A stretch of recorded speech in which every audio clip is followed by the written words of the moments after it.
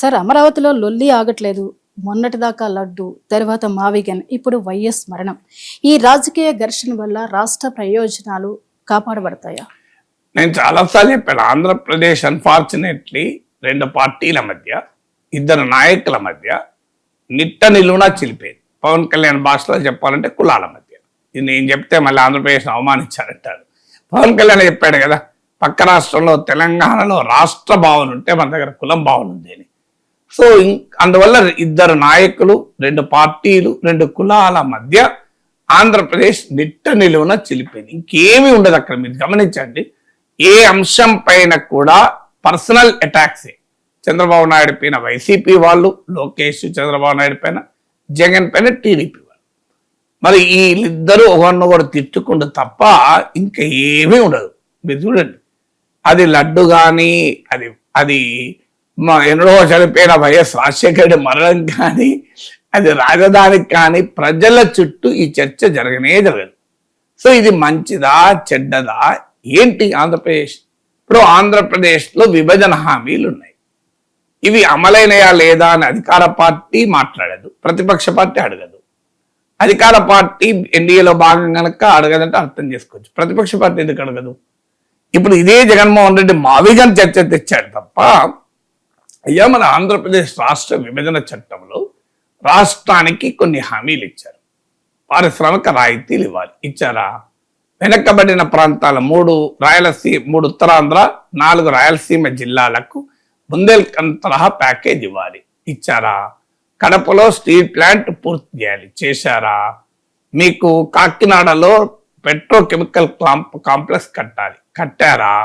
12th finance కమిషనే KG బేసిన్లో గ్యాస్లో రాష్ట్రానికి ఆంధ్ర వాటా ఉండాలి అని రికమెండ్ చేసింది, ఇచ్చారా?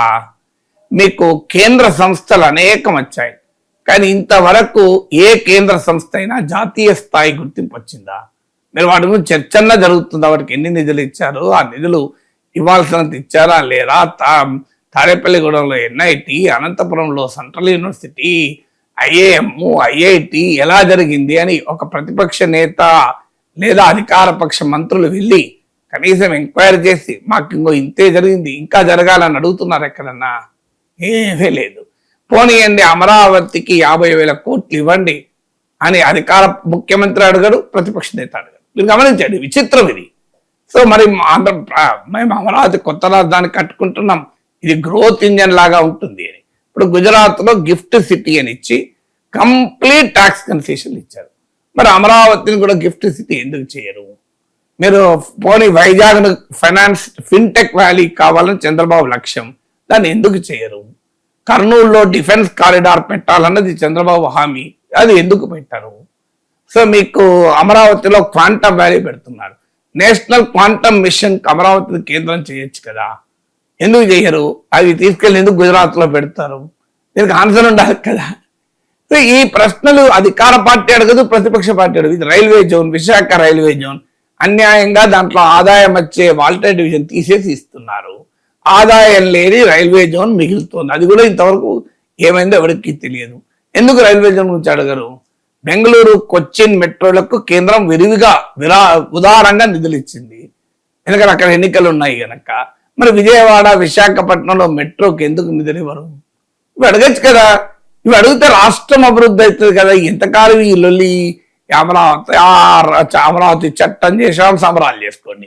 మావిగన్ అని జగన్, లడ్డు మీద గొడుకో పందికో అన్ని అయిపోయింది. ఇప్పుడు అయిపోయింది, ఇంతవరకు ఏం చేస్తలేదు. లడ్డు మీద కంప్లీట్ డిస్కషన్ బంద్. వివేకానంద మర్డర్ కేసు ఏమైంది? ఇంతవరకు ఏం లేదు. మళ్ళీ దేని మీద ఏం కాదు. మీరు విచిత్రం చూడండి. ఇప్పుడు లడ్డు కలితే అని అంటున్నారు, ఇంతవరకు ఎవరన్నా అరెస్ట్ చేసిండ్రు? చిన్నప్పన్ అని ఒక పిఎన్ అరెస్ట్ చేసిండ్రు, ఇంతవరకు ఎవరన్నా ముట్టుకున్నారా? ఏం, నథింగ్, జీరో. మీరు చూడండి, 2029 వరకు ఎవరు చేయకపోయినా ఆశ్చర్యం లేదు. శ్రీశైలం లడ్డులో కల్తీ అన్నారు చంద్రబాబు నాయుడు, ఇంతవరకు ఎఫ్ఐఆర్ ఇచ్చిందా? No FIR. అసలు అమెరికా కోర్టులోనే కేసు పడింది. అదాని జగన్మోహన్ రెడ్డి ప్రభుత్వంలో ఉన్న పెద్దలకు, అంటే జగన్మోహన్ రెడ్డి కనే మీనింగ్, 750 కోట్లు లంచాలు ఇచ్చి తనకు అనుకూలంగా పవర్ పర్చేజ్ అగ్రిమెంట్ చేసుకున్నాడని చెప్పి అమెరికాలో అవినీతి కేసు ఉంది. అమెరికన్ కోర్టులో కేసు ఉంది. దానిపైన ఇప్పుడు ఆర్థిక మంత్రి కేశవ్ అంతకుముందు హైకోర్టుకి వెళ్ళాడు, సెంట్రల్ ఎలక్ట్రిసిటీ కమిషన్కి వెళ్ళాడు. అధికారం ఇప్పుడు చంద్రబాబు నాయుడు ముఖ్యమంత్రి. ఎఫ్ఐఆర్ కేసు పెట్టారు జగన్ మీద? No case. మీరు గమనించండి. ఎక్కడ కేసు లేదు జగన్ పైన, ఎఫ్ఐఆర్ లేదు. 750 కోట్లు ముడుపులు తీసుకున్నాడని అమెరికా కోర్టులో కేసు వేస్తే ఆంధ్రప్రదేశ్ లో ఎఫ్ఐఆర్ కూడా దాఖలు కాదు. ఎందుకు మరి జగన్ పైన? నేను ఎవరి పైన? జగన్ పైన. మరి రోజు జగన్ అవినీతి పడని తిరుగుతారు. మరి ఈ అవినీతి పైన ఎందుకు విచారణ చేయను? ముఖ్యమంత్రి శ్రీశైలంలో కల్తీ జరిగింది అంటాడు. మరి ముఖ్యమంత్రి కల్తీ జరిగింది అన్న తర్వాత కేసు పెట్టాలి కదా, ఏం పెట్టరు. అంటే కేవలం రాజకీయాల కొరకు ఒక నోరు తిట్టుకుంటారు అంతే. ఇందులో రాష్ట్రం లేదు, రాష్ట్ర ప్రజల సమస్యలు లేవు, ఆంధ్రప్రదేశ్ అభివృద్ధి లేదు. It's a very very unfortunate thing. ఆంధ్రప్రదేశ్కి ఇది క్షేమదాయకమా? నిన్న కాక మొన్న చిరంజీవి గారు అన్నారు కదా, చిరంజీవి గారు అయితే జగన్ పేటేం కాదు కదా. అయ్యా, ఆంధ్రప్రదేశ్ లో ముఖ్యమంత్రి చంద్రబాబు నాయుడు సినిమా వాళ్ళతో సంబంధాలు ఉన్నాయి. సో ఆంధ్రప్రదేశ్ లో సినిమా పరిశ్రమను అభివృద్ధి చేయండి అని మెగాస్టార్ పబ్లిక్ గా తెలంగాణ ప్రభుత్వ కృషితో పోలుస్తూ చెప్పారు. మరి చిరంజీవి మాటలకు కూడా గౌరవం ఇయ్యరా? మరి సినిమా ఇండస్ట్రీలో అత్యధికులు ఆంధ్ర ప్రాంతం వాళ్ళే కదా, ఎవరో వెరీ రేర్ కదా తెలంగాణ వాళ్ళు.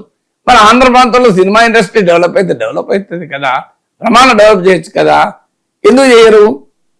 ఆంధ్రప్రదేశ్లో అద్భుతమైన అగ్రికల్చరల్ సంపద ఉన్నది కదా, ఆగ్రో ఇండస్ట్రీస్ ఎందుకు డెవలప్ చేయరు? దీనిపైన చర్చ ఎందుకు జరగదు? 974 కిలోమీటర్ల తీర ప్రాంతం ఉంది కదా, ఈ తీర ప్రాంతాన్ని ఒక బ్రహ్మాండమైన టూరిస్ట్ సెంటర్గా ఎందుకు డెవలప్ చేయకూడదు? సో మీరు ప్రపంచంలో ఎక్కడైనా వెళ్ళండి, సింగపూర్ చూడండి, తైవాన్ చూడండి, చాలా చిన్న తీర ప్రాంతం కూడా వాళ్ళు బ్రహ్మాండంగా డెవలప్ అయ్యారు కదా. ఆ రకంగా మన ఆంధ్రప్రదేశ్ తీర ప్రాంతం డెవలప్ చేసుకుందాం, బ్రహ్మాండమైన టూరిస్ట్ సెంటర్స్ పెట్టుకుందాం. చిన్నగా డెవలప్ అయినా చూడండి, చీరాలు వెళ్ళాను నేను. ఒకప్పుడు చీరాలు వెళ్తే ఏమీ లేకుండా ఇప్పుడు కనీసం ఒక 2 పోర్ట్లు వచ్చాయి, ఒక సీషోర్లు వచ్చాయి. కొంత పర్యాటకులు హైదరాబాద్ నుంచి చీరాల, సూర్యలంక, బాపట్ల వెళ్తున్నారు. ఇప్పుడు ఇలా ఒక్క చీరాల బాపట్ల ఏంటి, ఆ 974 కిలోమీటర్ల ఇంటర్నేషనల్ టూరిస్టులు అట్రాక్ట్ చేయొచ్చు. బోలెడు గోవాలు తయారు చేయొచ్చు, బోలెడు అన్నమాన్ తయారు చేయొచ్చు. ఎందుకు చేయరు? ఆవేదన వస్తుంది. ఇంత అవకాశాలు ఉన్నాయి కదా ఆంధ్రప్రదేశ్కు, దీన్ని డెవలప్ చేయొచ్చు కదా. దీనిపైన చర్చ జరగచ్చు కదా అధికార ప్రతిపక్ష పార్టీల మధ్య. ఎర్రచందనం స్మగ్లింగ్ అని కొన్ని ఏళ్ళు నడిచింది, ఏమైంది ఎవరికి లేదు. సో మరి అదంతా ఏమైంది? దీనిపైన చర్చలు, ఇసుక, మట్టి, గనులు, వీటిపైన అక్రమ రవాణా అని చాలా రోజులు చర్చ నడిచింది. ఈ పార్టీ అధికారంలో, ఆ పార్టీ అధికారం, అదంతా ఏమైంది? ఆ సంపద అంతా, సహజ వనరులంతా దీనిపైన చర్చ జరగాలి కదా. పోలవరం కేంద్రం హామీ, అది విభజన చట్టం, మరి అది ఎలా పూర్తి చేయాలి నాకు చర్చ జరగాలి కదా.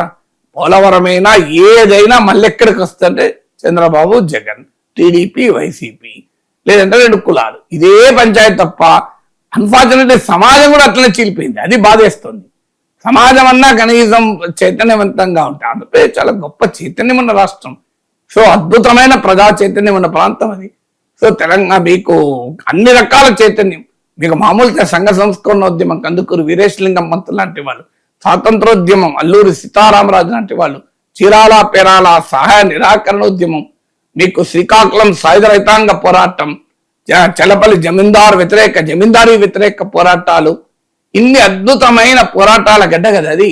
వీరబ్రహ్మం లాంటి, వేమన లాంటి గొప్ప సంస్కర్తలు, అన్నమయ్య లాంటి మహనీయుడు, ఇంత చరిత్ర ఉన్న ప్రాంతాన్ని ఈ కులం గొడవలో, రాజకీయ గొడవలో, నాయకుల మధ్య గొడవలో బలి చేస్తుంటే బాధేస్తుంది.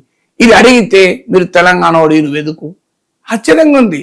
ఆంధ్ర నాయకుల ఆస్తులేమో హైదరాబాద్ ఉంటాయి, ఆంధ్ర నాయకుల వ్యాపారాలు హైదరాబాద్ ఉంటాయి, ఆంధ్ర నాయకులంతా వీకెండ్లో హైదరాబాద్లో ఉంటారు. కానీ ఇది ఇంత మంచిగా ఆంధ్రప్రదేశ్కి న్యాయం చేయండి అని అడిగితే నువ్వు తెలంగాణ అడిగి నీకెదుకోని నా మీద పడతారు. ఏం అర్థం కూడా కాదు.